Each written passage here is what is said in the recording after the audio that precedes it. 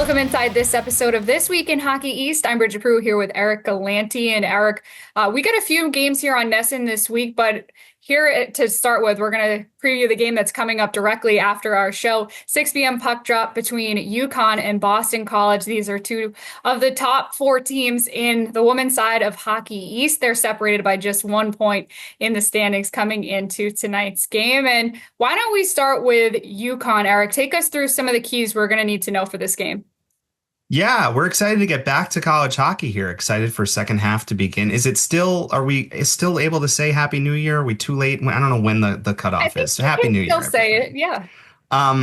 First of all, I think the big thing is that, we've been talking all year about this top four in Hockey East, right? And we talked a little bit about on our last show before the holiday break that there's still enough games between these top four, right? Northeastern, Boston College, BU, and Yukon that I don't think we're close to figuring out how these four are going to settle in, let alone if someone wants to challenge from the back. So these games head to head against each other are going to be crucial for how these teams are going to play out. And it makes it really exciting.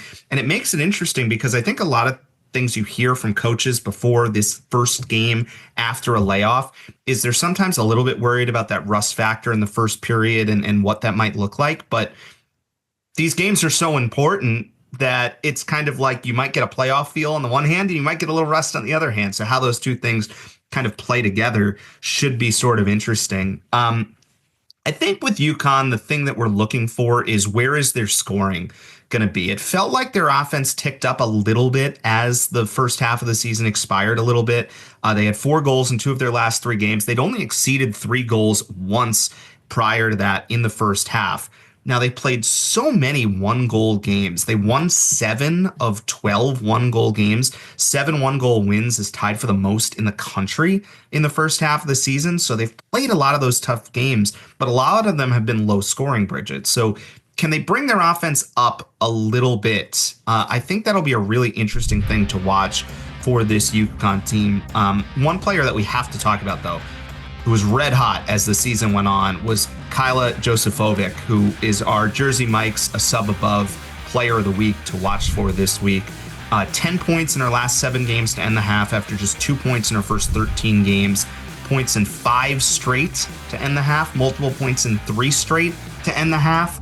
She's been paired up recently with Claire Murdoch and Allard, and that combination has worked really well for Yukon over this stretch. So I think the thing I'm watching for is we know how good Yukon is defensively, but where's their offense at as they enter the second half of the season?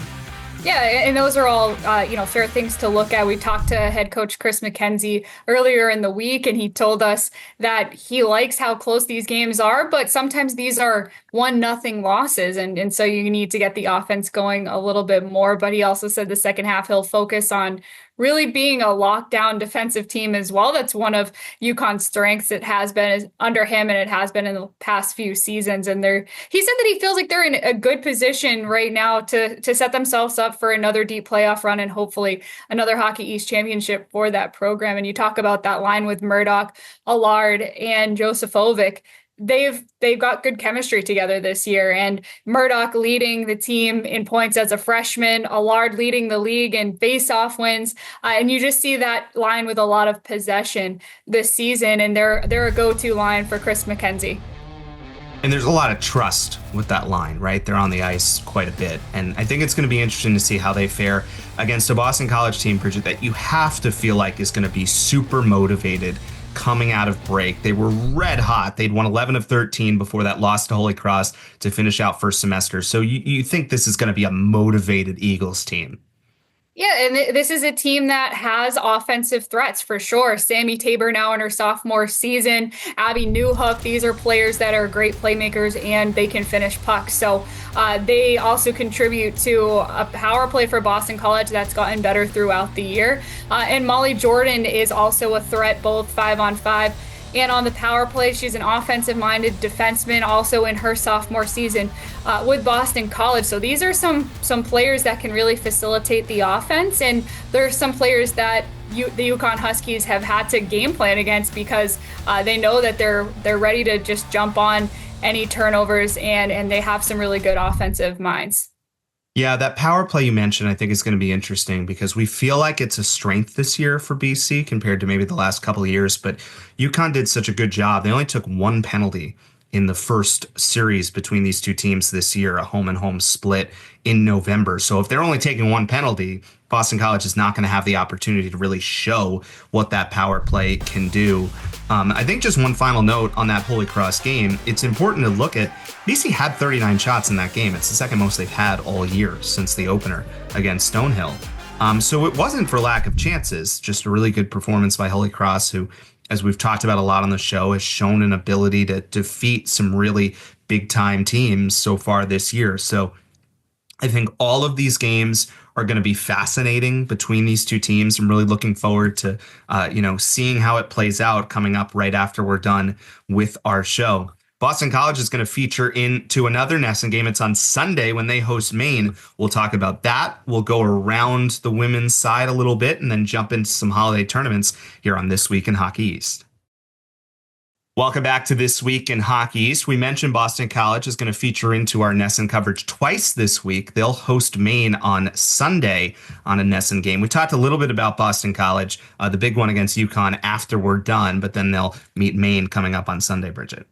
Yeah, and they have that weird schedule where it's one day off in between. And we know that, sometimes coaches want to prepare like it's a Thursday because normally they're doing back-to-back games. It gives them a little bit of time to have some rest in between playing Maine for Boston College. But this game is important for Boston College as well. Maine is right in the middle of the pack looking to gain ground on that top four. And they're right there wanting to keep pace. But Boston College wants to keep that pairwise ranking up right now. As of this recording, they're number 6 in the pairwise, which is the highest of any Hockey East team. BU also just inside the cut, and Northeastern and Yukon just outside right now. But Boston College, if you can finish in that top 7 or 8 teams in the pairwise, you feel pretty good that you're going to potentially get an at-large spot in the women's tournament, which is a little bit closer than the men's. They start a little bit sooner, and so that's why this is an important game for them. And just to give you a little bit more information, their special teams, BC's power play and penalty kill, also both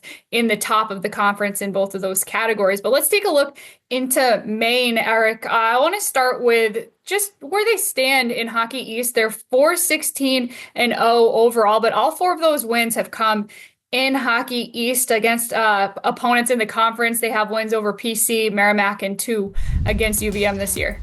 Yeah, and I think the thing that stands out for Maine is they come on the road once again. They played a really competitive game against Yukon right at the end of the first half. They took Yukon to overtime. It feels like we've seen some sparks, right? And it'll be interesting to see as they get the second half going. We talk about the top 4 all the time, but there's really a jam-packed group, as you said. So there's a chance to move up, to move down outside of that top 4, maybe even scare that top group, depending on if things go right. So it'll be really interesting to see how they fare as they get started here. Yeah, and just to point out a few of the key players to keep an eye on for Maine, talk about their number 1 goalie in net this year, 15 starts of their 20 games, Kaya Lahtinen. She's been their go-to person in net, 3.46 goals against average and a .894 save percentage for her this season. And then you look to the goal scorers for this Maine team. Alyssa Rubble and Lily Fetch both lead Maine with 5 goals on the year. And then on the power play, it's been a power play that's struggled a little bit at times, just 7 power play goals on this season for Maine. But Kendall Sundby has 3 of those goals. She's been pretty effective on the power play. And if you look into the special teams as well, PK hovering right around 80%. They've taken a lot of penalties this year, so looking for more of a clean series, a clean game against Boston College, and then the power play at 13.5%. And so, Eric, yeah, they're playing Boston College. They're playing UNH this weekend, and I don't remember if you said this off the top or not, but Bob Durrani and I have the call for that Sunday game on NESN. Yeah, excited to have Bob Durrani back in the fold and watch you guys. The other thing that's interesting this week with all of the odd schedules, Maine will play UNH in that border game on Friday, and then UNH will play Boston College next Tuesday. So we might as well pull a Seinfeld here and connect all the stories together and talk about UNH a little bit. They're the 5 seed, right? We just talked about it with Maine in the middle of the pack. UNH kind of right there too. Still a lot of respect for what they did last year. They have dropped three straight to end the first half, but that was after a 6-1 stretch in November, including a win at Northeastern. We've seen Blair in goal. She's been so solid her whole career, right? And even in some of these losses, right? You look at her last six starts, she's only allowed 7 goals total and has two shutouts. So I think the thing we're going to see is as much as we talk about this top four, there's a group underneath with really, really good goaltending. You just mentioned Maine. We could talk about almost any team that has the potential to steal one night in and night out. And how that's going to affect the race is going to be really fascinating to see. Yeah, and I think Sedona Blair is an X factor for that UNH team. And I think you look at a team like Providence College, their goaltending could be a factor in getting them back in up the standings as well, with Hope Walensky having a good season for them, I think. So if you start to get outstanding goaltending from some of the middle of the pack teams or some teams that are a little bit behind that as well, you could see some changes in the standings and how we finish here on the women's side now that we're talking about the back half of the schedule. Yeah, excited to be there. We're still going to stay in the holidays, though, for a minute. A lot of holiday tournaments going on.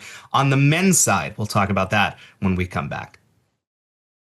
Welcome back inside This Week in Hockey East. I'm Bridget Prue here with Eric Galanti. It's time to go around Hockey East, presented by Boston Harbor Hotel. Visit hockeyeastonline.com for your chance to win championship tickets and a 2-night stay at the Boston Harbor Hotel. And one game we want to spotlight here, though all of Hockey East men this week are in non-conference play, we want to spotlight one of the bigger games on the slate. These are two top teams in the pairwise, up there at the top of the pairwise, as well as the USCHO.com poll. That's Maine against Denver here tonight.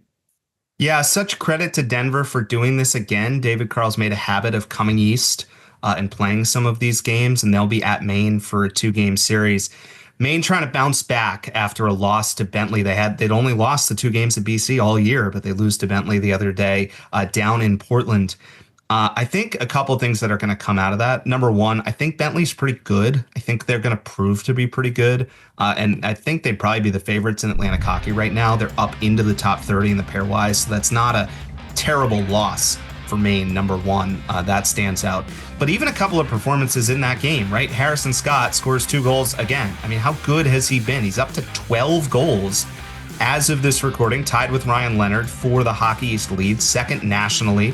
So he's way up there in our Service Credit Union scoring leader race, tied with Ryan Leonard for first in goals in Hockey East. Brandon Holt, who has been a standout, and in fact, let's call him our night shift all-academic standout this week. He assisted on Harrison Scott's power play goal. He has 12 assists now. That's second most among Hockey East defenders, behind only Vinny Borghese as of this recording. So we talked about it, but I still think we may have underrated how good Maine's first half was, Bridget. I mean, it was only those 2 games against BC. But now look at what they have ahead of them. And I'm so excited to see them challenged here, right? 2 games against Denver, maybe a little shorthanded. We'll talk about that. And then 2 on the road at Lowell. That's their next 4 games. So what kind of Maine team is this going to be now that they've dropped out of that top 4 in the pairwise? I'm really excited to see it. Yeah, these are the 6 and 7 teams in the pairwise, and Denver is an interesting story too because they've played Hockey East teams already this season. They swept Northeasterns, and they do have a history with playing Hockey East teams. They actually dropped a game to Providence College last year at PC. So, like you said, they do like to come out east, but they've been an interesting story because they're so high in the pairwise, yet they're 6th place in their own NCHC standings. And it's because a lot of the struggles that they've had have been within their own conference. And Denver, Maine is definitely one to keep an eye on just because these are 2 top teams. And they're teams that don't play often, so that they're not necessarily super frequent opponents, but they could meet in the postseason still in the NCAA tournament. Yeah, there's no doubt about that. This should be fascinating. A bunch of non-conference games that are really interesting. We'll run through those when we come back. Welcome back to This Week in Hockey East. This segment is brought to you by Boston Children's Hospital. We talked about these holiday tournaments, really a lot of exciting ones. The one that stands out is Providence wins the Ledyard Bank Classic up at Dartmouth Bridget, and they are now a top 4 pairwise team and in the driver's seat for potentially a number 1 seat. We're obviously so far away from that, but let's talk about this Friars team who just continues to roll along here as we start second semester. Yeah, I would say that one of their key strengths is their depth. They've been getting scoring from the first line through the fourth line. They've been having good defensive efforts. They have a lot of good 200-foot forwards, and they have good goaltending with Philip Svedback once again in net for the Friars this season. Their new additions, a few freshman new additions, have been really great for them. They've also added to the production and some good grad transfers, adding a little bit of that veteran ability to motivate. And I think this might be the deepest team they've had in a while. When I talked to their head coach, Nate Lehman, he was very happy with the depth that they had and just the way that the team has started to click as a whole. And you talk about the Ledyard Bank Classic, though, they win both games. They start out with a win against Northeastern 3-1 on Saturday, and then in game 2, they actually were trailing early in this game to number 17 Dartmouth, who was the host team. So you're playing them on home ice for this championship game. But the Friars were able to turn on the offense later. They ended up with 5 goals in that game. It was a 5-3 win, and they outshot Dartmouth pretty heavily. Despite it being a really close game, shots were not close. It was 32-12. Svedback ended up only with 9 saves on the night. So that was an interesting dynamic, the way that the Friars were really getting their offense going, but had a little bit of trouble early on putting the back in the net. But some milestones for some of the guys as well. Freshman defenseman Alexander Bales got his first NCAA goal and point. And Greg Mash had a 2-goal weekend, 1 assist as well. He's been playing really well. Poisson, Logan Will, and Chase Yoder also tallying goals in that championship game. And for the Friars, that's their 7th win in a row. So they're coming right through the break. They've didn't lose the momentum they had at the end of the first half, and they've just kept rolling. And remember, they did that all without Trevor Connolly this weekend, who's at World Juniors, so that stands out as well. A couple of other holiday tournaments that are commencing today. Talk about expanding markets of hockey. We're going to Arizona and Palm Springs, California for these 2 hockey tournaments. UMass is going to play in the Desert Hockey Classic starting today. Cornell, Arizona State, and RMU. And Lowell is part of this first ever Cactus Cup in Palm Springs. Holy Cross, Omaha, and then Michigan Tech is the team that Lowell's going to open with in game 1. First of all, it's just great to see, not just, I mean, we know the NHL's expanded to these markets, but to see college hockey expanding to these markets. For UMass, they were 4-2 to finish the first half. This is a chance to build some momentum going into the second half. I feel like they're closer to healthy and closer to getting right. I think they're going to have a lot to say about this Hockey East race in the second half. And for Lowell, the one thing that Norm Bazin told us a couple years ago, they didn't play an exhibition game coming out of the holiday break. And they went in and they played a series against Anchorage and they got swept. And it probably cost them the NCAA tournament. And he has noted that he thought at the time that's something that they needed to adjust with their scheduling. So they played the exhibition against Simon Fraser a couple of games ago and scored 9 goals. So I say that to say I think their offense is going to continue to be a factor. And we've talked a lot about that. So I'm interested to see how they do play that Michigan Tech team, remember, who played Boston College in the first round of the NCAA tournament last year. And it'll just be interesting to see how they do out in California in a new setting for college hockey. When we come back, we'll finish up with some short shifts, including a look at World Juniors. That's coming up on This Week in Hockey East. Welcome back to This Week in Hockey East. It's time for short shifts presented by the Shift Group, helping former athletes and veterans become elite business professionals. And we wanted to talk a little bit about World Juniors. I think most of the hockey world has been paying attention to them this previous week, and especially with college hockey away in between then, just good to get a little bit of extra hockey still watching some of our college players from Hockey East out there. In particular, Team USA has 10 different players on the roster coming out of Hockey East, and they've been big parts of their team. Yeah, I thought it was so special that first game against Germany. The first 6 scorers were all Hockey East goal scorers. It was pretty amazing. Yeah, there's a lot of different ways we can go with this, and we might be able to do a better recap of the tournament once it's over, but I think that it just continues to be such an amazing showcase, not just of hockey, but now of college hockey and what college hockey can bring in these changing times. I think that's a really amazing thing I think the one thing, if I was, trying to pull something out that could we, learn something for the second half of our season, of the Hockey East season, the one spot where Boston College has not quite clicked yet is their power play, right? Greg Brown's been very open about that. We'll talk more about that when BC's back at it next week. And we've seen Leonard, Perreault, and Higgins not just play together on their regular line, but they've played together on the power play. And the power plays looked pretty good for Team USA, generally speaking, through the tournament. And you wonder if that might help them unlock something for the second half, right?